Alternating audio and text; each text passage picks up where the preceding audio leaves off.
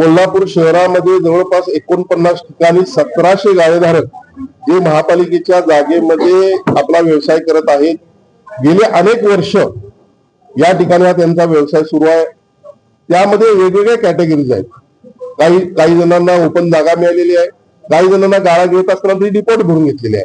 आणि मग एकंदरीतच गेले काही दिवस रेडी रेकनरवर या गाळेधारकांकडून भाडेवाढ घ्यावी अशा पद्धतीचा कायदा गेल्या 5-7 वर्षापूर्वी सभागृहामध्ये मुंबई उच्च आपला विधानसभेच्या उच्च सभागृहामध्ये पास झाला.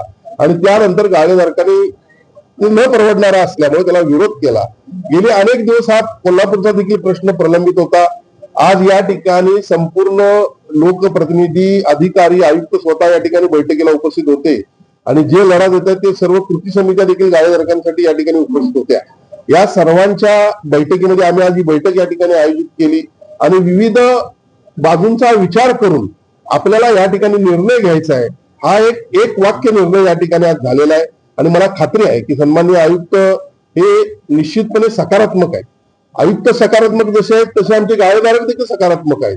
कारण महापालिका आमची आहे आणि म्हणून प्रत्येक ठिकाणच्या गाळेधारकांचा निर्णय घेत असताना त्या ठिकाणची एक समिती तयार करून किती भाडेवाढ परवडतं किंवा कशा पद्धतीने पुढे जायला पाहिजे सगळ्या बाबींचा विचार करून लवकरच हा निर्णय घेऊन येत्या 2 ते 3 महिन्यामध्ये गेल्या अनेक वर्षाचा गाळेधारकांचा लढा हा संपवण्यामध्ये आम्ही यशस्वी होऊ.